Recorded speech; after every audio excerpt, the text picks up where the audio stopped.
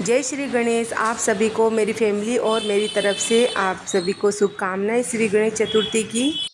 तो चलिए बप्पा के लिए भोग बनाते हैं और स्वागत की तैयारियां कर लेते हैं। यहाँ पर मैं मोटा बारीक कोई सा भी बेसन हो 2 कटोरी ले लूँगी।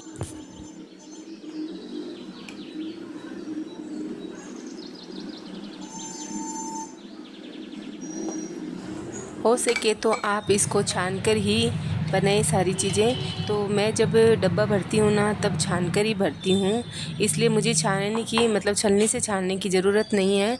अब यहाँ पर मैं ले रही हूँ बेकिंग सोडा 1 पिंच जितना, इससे ज़्यादा ना लीजिएगा। अगर आप 4 कटोरी बेसन लेते हो तो 2 पिंच जितना सोडा डालिएगा।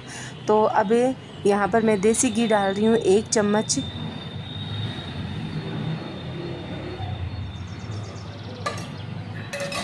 इसको रख देते हैं साइड में। और अब वही मेज़रमेंट वाली जो कटोरी है उसको मैं पूरा भर लूँगी। ये पानी थोड़ा थोड़ा करके ही हम डालेंगे इसमें। अगर एक साथ में डाल देंगे ना तो लम्स पड़ जाएंगे इसमें।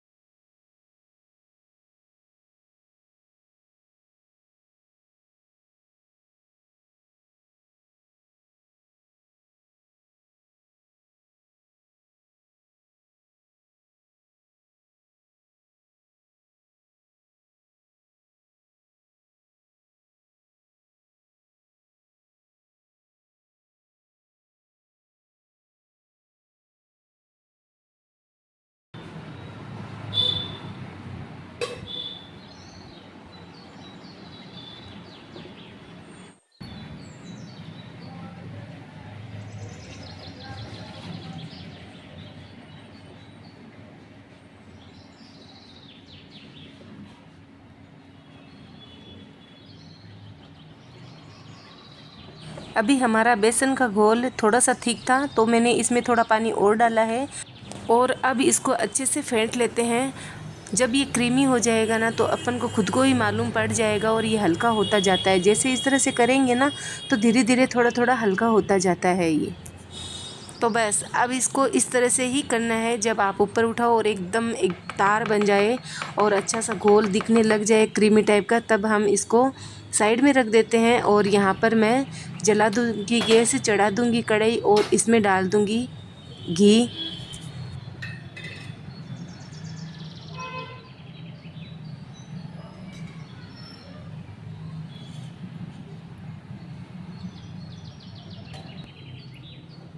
अब इसमें 1 बूंद डालकर देखते हैं, अच्छे से घी गर्म हो जाए तब तो हम इसमें और भी बैटर डालकर बना लेंगे।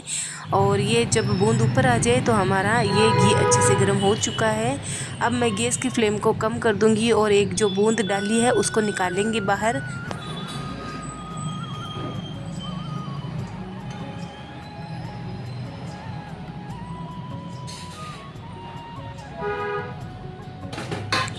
अब एक करछी में हम बेसन का घोल को भर लेंगे और इस तरह से घी में डाल देंगे। और इस करछी को हमें गोल गोल घुमाना है, एक ही जगह नहीं डालना है घी में, नहीं तो एक जगह ही इसका बैटर पड़ जाएगा तो बड़ा बन जाएगा और वो जल्दी सिकेगा भी नहीं।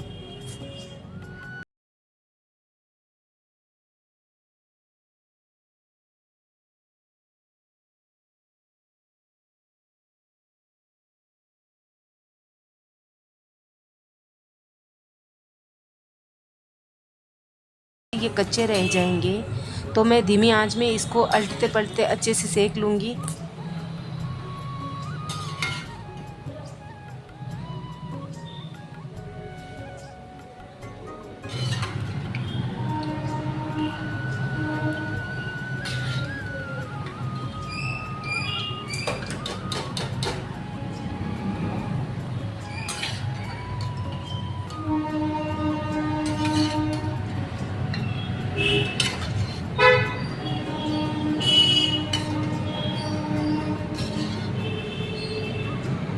पहला बैच हमारा अच्छे से सीख चुका है, तो मैंने इसको घी से बाहर निकाल लिया है। और आप देख सकते हो एकदम कुरकुरे इसकी आवाज़ आएगी, क्योंकि मैंने इसको धीमी आंच में सेका है, इसलिए इनकी कुरकुरे की आवाज़ आएगी। अब निकाल लेती हूँ प्लेट में।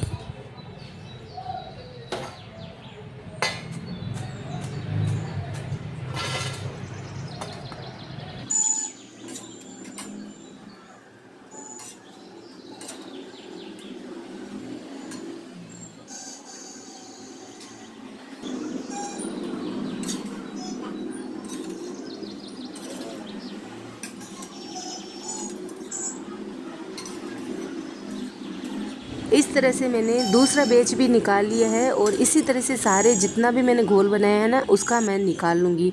थोड़ा टाइम लगेगा सीखने में, लेकिन अच्छे से सेक कर ही बनाना है, नहीं तो अंदर से ये कच्चे रह जाएंगे। अब मैं और इसी तरह से आपको दिखा रही हूँ, अच्छे से मैं घोल डाल रही हूँ और पतला करके डाल रही हूँ।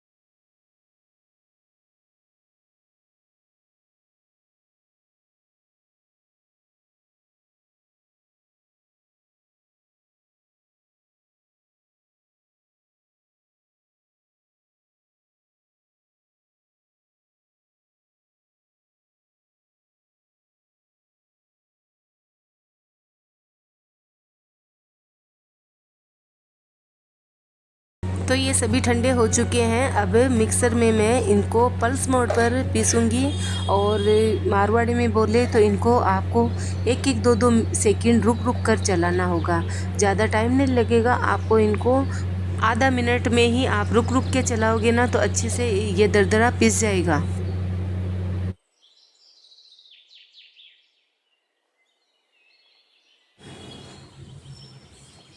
कुछ इस तरह से दिखते हैं पीसने के बाद में ये।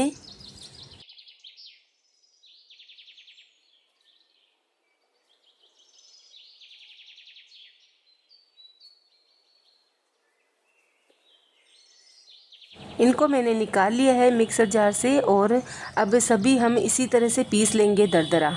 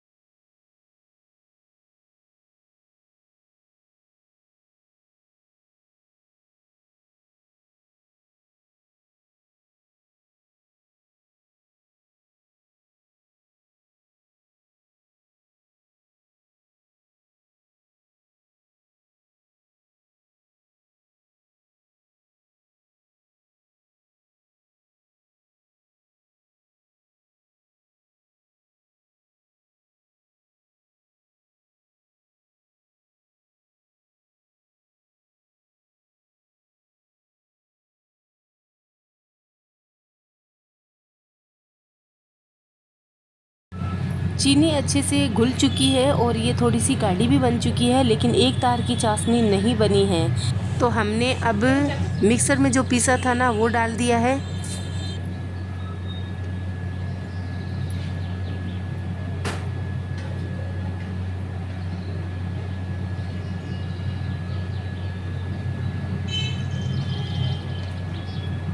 इनको डालते ही हम अच्छे से धीमी आंच में इनको 2 से 3 मिनट चलाएंगे, ज़्यादा देर तक नहीं।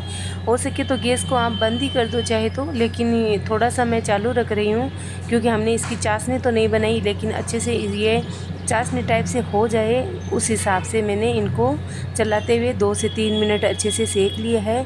और ये अच्छे से मिक्स हो चुका है। जैसे ही मिक्स होता है ना तो ये धीरे धीरे थोड़ा सा टाइट होने लग जाता है।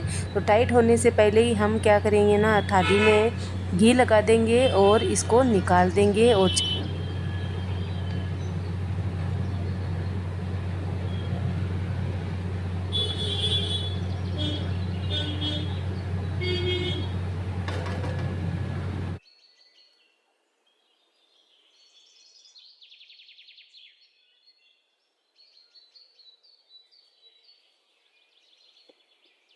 थाली पर मैंने अच्छे से घी फैला दिया है और इसको हम कढ़ाई से बाहर निकाल लेते हैं।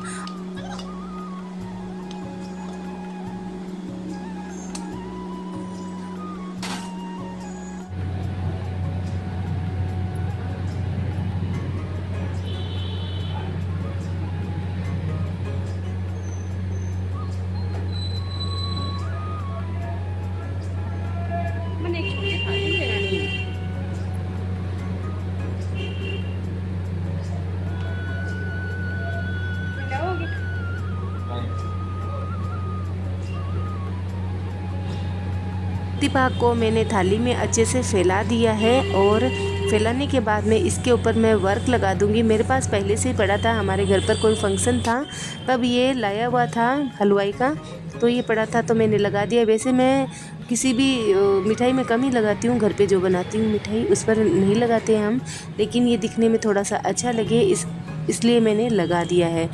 थोड़े से मैंने काजू और पिस्ता काट कर रखे थे, वो भी ऊपर से डाल देते हैं। अच्छा भी लगता है और खाने में भी टेस्ट लगता है।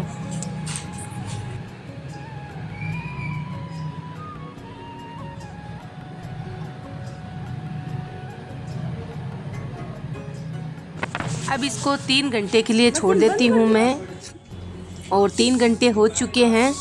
3 घंटे होने के बाद में इसको हम काट लेंगे और आराम से कट जाते हैं चाकू से। आप किसी भी शेप में काट सकते हो इनको।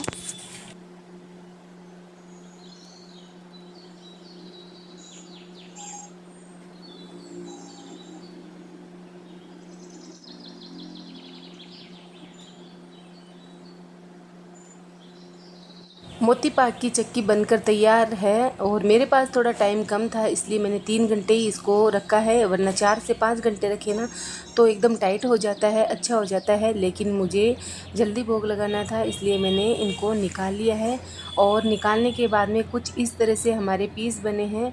दिखने में बहुत ही यम्मी टेस्टी लग रहे थे और मुझे बप्पा के भोग लगाना है, इसलिए बच्चों से भी इंतज़ार नहीं हो रहा था कि मम्मा कब दोगे खाने के लिए। कुछ इस तरह से बनकर हमारी मोती पाक की चक्की बनकर तैयार हो चुकी है। इसको आप मतलब 15-20 दिन महीने भर भी स्टोर करके रख सकते हो और मिठाई बनाकर आप सफ़र में लेकर जाओ या किसी को मिठाई बनाकर भी दो ना, तो इस तरह की मिठाई बनाकर दो कि बस खाने वाला याद रखें।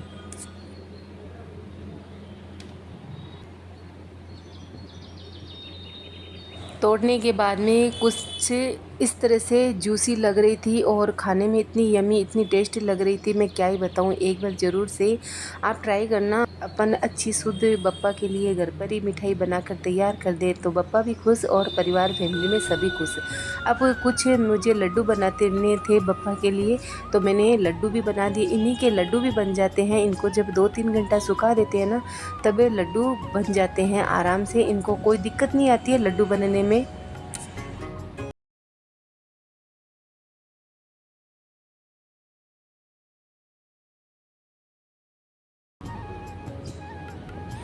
गणेश जी के लिए यानी बप्पा के लिए मोती पाक के लड्डू और मोती पाक की चक्की बनकर तैयार हो चुकी है।